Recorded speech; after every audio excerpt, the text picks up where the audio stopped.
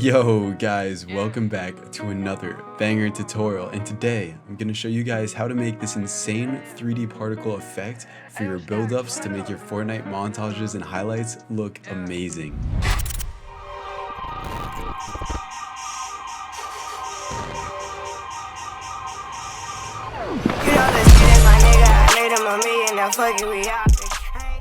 Now guys, I go super beginner for this tutorial, so even if you're new to After Effects, you can follow along, and I have timestamps in the description, so feel free to jump to the spot that you specifically want to learn about. So in this tutorial, you guys are going to learn how to sync your clip, and then how to rotoscope and use content-aware fill all within After Effects, and then use this insane particle effect. So let's get straight into it. Comment other tutorials you guys want to see if you find this stuff helpful, and like this video because it helps the channel grow. And guys, I put the project file to this tutorial in the description below, so feel free to download that. And while you're at it, you might want to consider following me on Twitter and Instagram, and if you haven't subbed to the channel, feel free to do that. Okay, so I'm in After Effects right now, and we're going to be using this clip from Regal.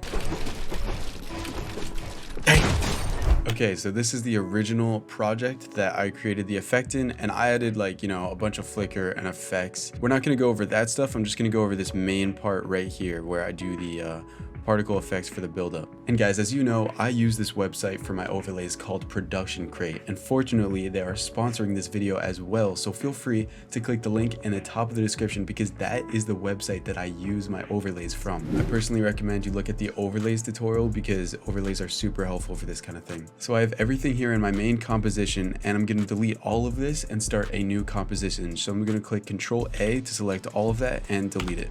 Yo, redo it. No, redo it. Now I'm going to make a new comp and click here to make a new composition, and I'm going to rename that main comp.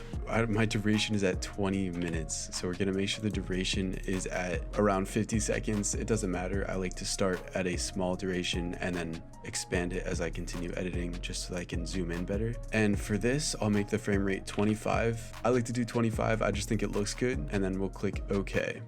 So I'm gonna stay organized. This is how I like to lay out my projects, and music is gonna be in green. This is the song. Let's check out the song here. So we're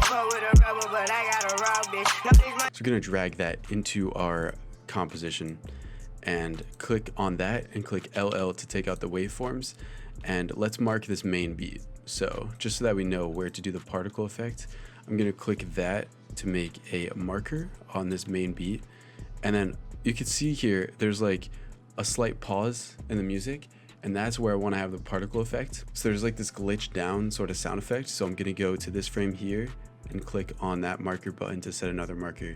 So now all I need to do is put the clip in, drag that into the timeline, and go to this main impact right here and line it up with the gunshot.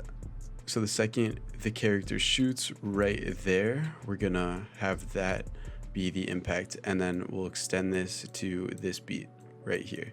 So we just have the clip imported. We're all set, so let's play it.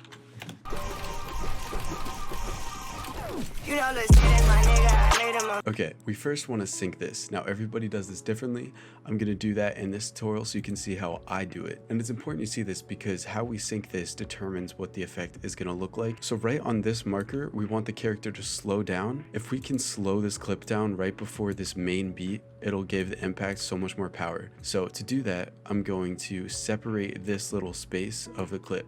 So I'm going to Control-Shift-D to split the clip, and Control-Shift-D to split the clip, so that we have this little segment that we can slow down. Now I'm going to right click, go to time, and enable time remapping on this little spot. And remember, we just want to slow this down so that it looks good. So I'm going to set a time remap keyframe by clicking that diamond there. And then I'm going to go to this main impact beat, and I'm going to put the time remap keyframe there. All we did was add some keyframes that we can mess around with in the graph editor. So our clip is totally normal. Now all we need to do is select those and click F9 to easy ease them, or right click and add easy ease on keyframe assistant. And we're going to select those keyframes and click the graph editor, and I'm in the value graph. Guys, you probably know it. The value graph in After Effects is like the foundation of anything you want to edit in After Effects. And if you want me to go more in depth on it, just let me know. So if we want this segment of the clip to go really slow before the impact, then we need to have a certain slope. So the key thing with the value graph is that having a steep slope with the handle is going to make the motion fast, and having a horizontal slope is going to make the motion slow. In this case, we want it to go very slow before the impact, so I have a very horizontal line right here. I think this is a little too much. You can mess around with this a little bit, make sure it looks good. Now I'm gonna click out of my value graph and let's see this. So here we have a frame where she's shooting before the impact actually happens. So I'm gonna select that keyframe and I need to just drag it downwards in time so that she isn't shooting before the impact actually happens. Okay, so we have the timer mapped clip here. It looks pretty good. I'm going to double click on this button here, and if you can't see it, toggle switches and modes in the bottom left of After Effects, and that's going to enable frame blending, and if I click it again, that'll enable pixel blending. So now the clip is super slow motion and it's pretty smooth as well. So that was the important spot. Now I'm going to do a very similar thing for this impact on the actual shot. So I'm going to go to time and enable time remapping. I'm going to select a keyframe for the time remap on the shot and when the clip ends, and then I'm going to select both of these keyframes and click F9 to easy ease them, or right click and go to keyframe assistant. And then I'm going to select those and go into the value graph and do the same exact thing that I showed you guys earlier. I want it to go fast and then not fast. And to do that, you need a steep slope and then a very horizontal slope. It's okay if you don't get it right away. Just make sure it looks really smooth. And remember to click this button here to enable pixel blending so that your frames aren't too choppy. Great, so that looks great. I'm going to adjust the syncing a little bit by making this a little less steep so that it doesn't happen too fast. I'm going to take this point in time and drag it downwards vertically so that this is a little slower. Okay, great. So for this little snippet, that's where we want the particle part. So I'm gonna right click on that cut layer, click pre-compose, and I want to move all attributes, and that means we're not going to have to worry about any timer map keyframes, and it's just going to be its own separate layer. I'll rename this synced pre-impact just so that it's organized. Okay, great. So now we have two main tasks. We have the character layer that we need to rotoscope or mask out, and then we have to have a layer of just the empty background with the character not there. So that way we can have the particles on top of that layer and it won't be interfering. If it doesn't make sense yet, don't worry, it will, just follow along. Also guys, if you're doing this tutorial, you would love being in my Discord server because we have people there that are doing similar things and they would love to help out or check out what you're making. So first we're gonna do the rotoscope layer, and to do that, I'll show you exactly how. I'm gonna duplicate this synced composition and make sure your resolution is on full for this because we're going to be rotoscoping, which is just a method of masking out your character. So I duplicated that layer, and now if I click this button, I'll have the roto brush tool. So then when I double click on this composition layer, I'll be able to just draw this section that I want After Effects to keep separate. But as you can see, we have an error message here saying that we have a frame rate mismatch, and to solve this, I'm going to delete the effect and go back into my composition and delete that layer. I'm going to duplicate it again, and instead of going into the roto brush straight from here, I'm actually going to pre-compose this once again and call this rotoscope composition. Great. Now if I take out my selection tool and open up this composition, I can rotoscope inside of this composition and then toggle back into my main one, and it'll be separated. So I'm gonna have my selection tool out and open up this composition by double clicking it, and then I'll click my roto brush tool, click on this layer, double click it, and now I'll be able to mask out this character. And to do it, all you have to do is literally just draw the sections that you want After Effects to mask. So I'm just drawing in the mask here, and if I want to erase an area, I'm gonna hold Alt and then paint out the areas that I don't want After Effects to mask. So you can use these switches down here to see like what is getting masked out and what isn't. So I'll keep toggling between those, and then it doesn't have to be perfect, just make sure it's somewhat getting the character isolated. And then just go and continue throughout the frames and make sure After Effects is doing a pretty good job.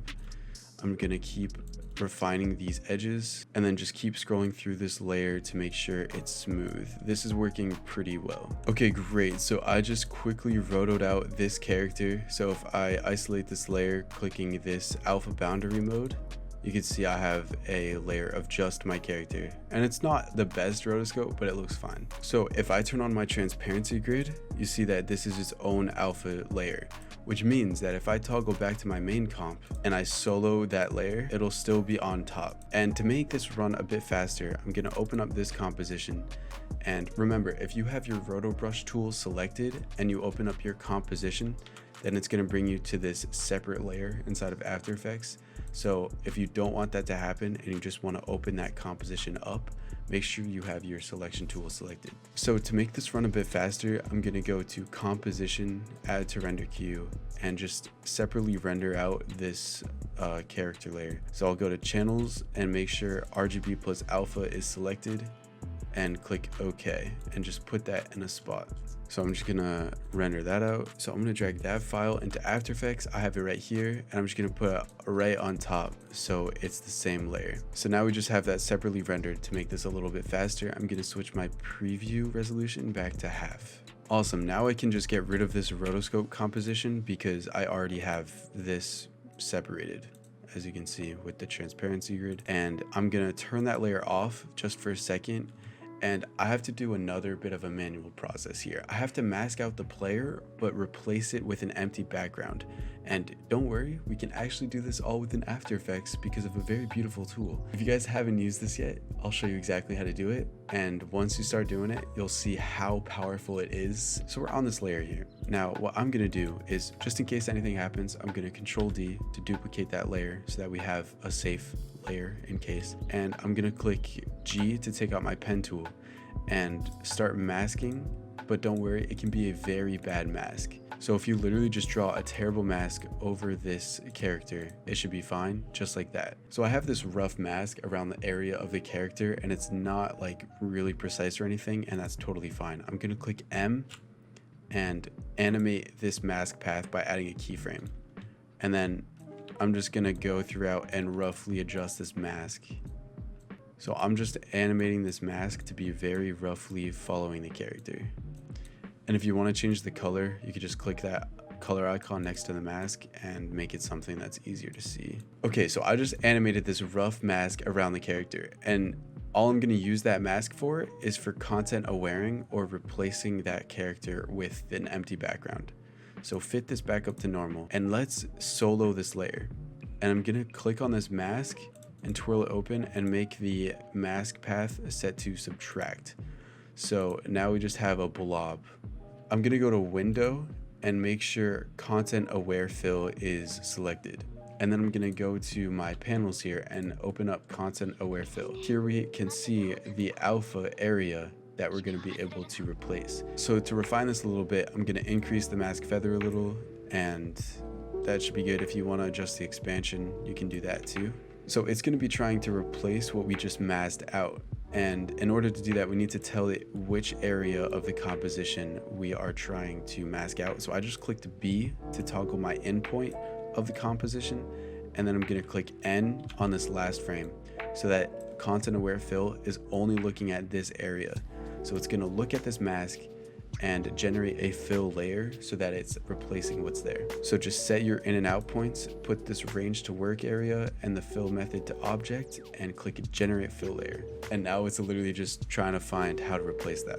You guys are probably gonna get mixed results for this. As you can see, this doesn't look like super great, especially here. It looks really weird. That's okay. If we start the composition here and click B again a little later, it's gonna calculate with a different first frame in mind. So I'm actually gonna start it here. Click generate fill layer again, but you gotta make sure you delete that fill layer so that it knows what to replace. So I'm just gonna click generate fill layer. All right, it finished analyzing. That's not bad. We could work with that. So let's extend our composition back to normal. Click B to reset the endpoint and N to reset the out point. So we have our fill layer all set up.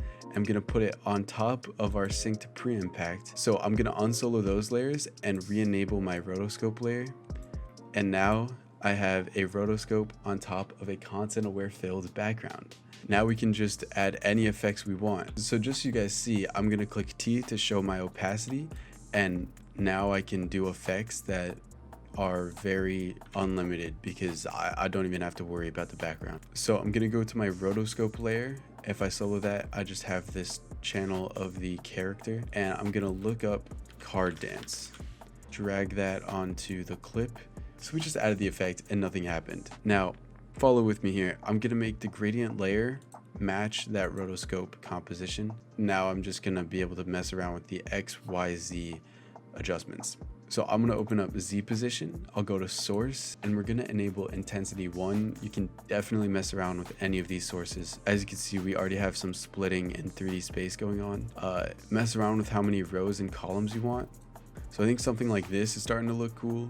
And then as I offset this, it's not doing much, but once I increase the multiplier, it'll mess around with 3D space a lot more. So mess around with these values. 1 and 0 are the defaults. So I'm gonna just put these in a cool combination. And then once you get a cool combination, you can add keyframes for multiplier and offset. Click U on that rotoscope layer, and we'll put those back to normal so that it animates to go from normal to not normal. So I'm gonna animate these keyframes by having it start at the beginning and animate outwards. And then we can mess around with the easy ease. So if you select all of these keyframes and you click F9 to easy ease them, you can go into the graph editor, and I'll use the speed graph for this, and just think about how you want to smoothen it out.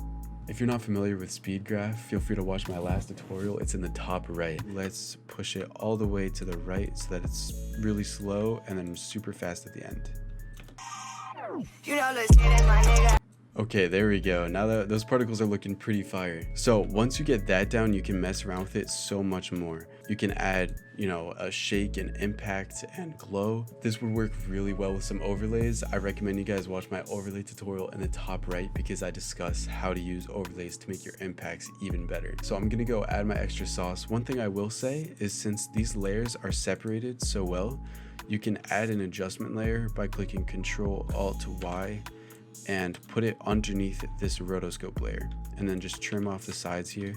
And now if I add like any effect on the background, for example, camera lens blur, and I'm using FX console by the way to look up effects. If I add camera lens blur, it'll keep the roto normal, but the background will get blurred. So keep that in mind, that you can add effects to the background that won't affect this rotoscope, and that might be a cool way to add some creative ideas. So for my final composition with all the extra sauce, I just blurred out the background by putting an adjustment layer over that filled background, and then adding a lens flare in the background as well, and then some color effects on top of the character. At the end of the day, I'm just trying to add some effects that help to spice up these particles. And then for the impact, I just added some shake and glow along with an overlay. So yeah guys, that's how I do my particle effect in After Effects. And if you guys watched the whole video or just snippet portions, I hope you enjoyed and that it was super helpful. And if it wasn't, please let me know in the comments how I can make my tutorials better. I'm excited to see what you guys cook up. Feel free to tag me in your Twitter or Instagram posts so I can see them, and I'll catch you guys later. I love you all so much, and have a wonderful rest of your day.